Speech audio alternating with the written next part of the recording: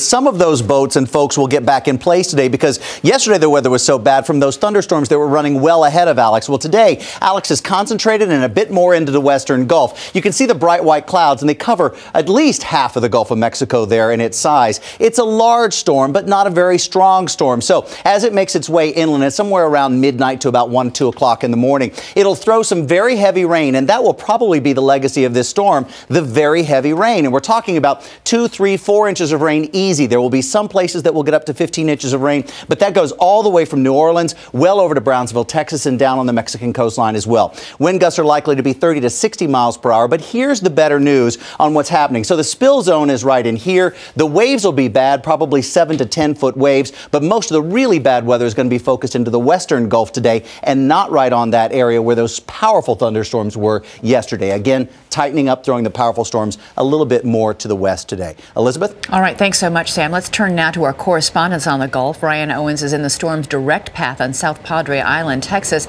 and Matt Gutman is in Gulf Shores, Alabama, monitoring the oil cleanup efforts. Let's begin with Matt. Matt, the skimming, as we said, has ground to a halt. Booms are washing ashore. The controlled burns have been put out. How long will this essentially have ground to a halt, this cleanup effort? That's going to take days, Elizabeth, and as you can see, the outer tentacles of Hurricane Alex are jamming these waves on shore, and with each new wave, we see more of this oil washing up. Now, just yesterday, there were hundreds of cleanup crews right on this beach.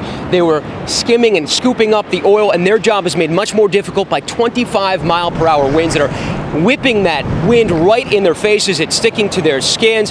That wind and the 6-foot seas out there mean that thousands of boats this morning are sitting idle. Those are the boats that are laying out the boom, skimming the oil. It also means that between that oil out there and the Gulf Coast, there is nothing protecting these shores. The oil keeps pushing up here, and it means two things. One, that the oil can be dispersed and chopped up by the winds and the force of that surf. But the other major concern, Elizabeth, is that that wind will drive more of that oil into the sensitive marshlands and, of course, the back bays and the bayous here along the Gulf Coast. I guess the only hope at that point, Matt, is that rain, perhaps falling from the storm, peripheral rain, might help rinse out those marshes?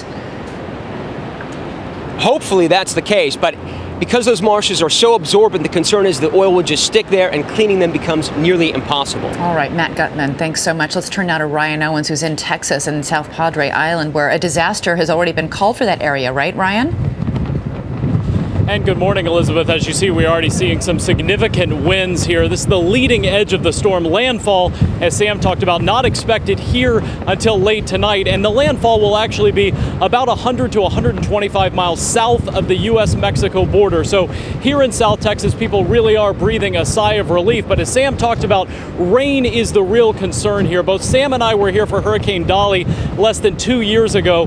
That Category 1 storm stalled over this area and dumped so much rain it caused more than $1 billion in flooding damage. So yes, a sigh of relief, but no one here is out of the woods just yet, Elizabeth. All right, Ryan Owens, thanks so much. Directly in the hurricane's app, there have been several counties already preemptively declared disaster zones in advance of the storm hitting land.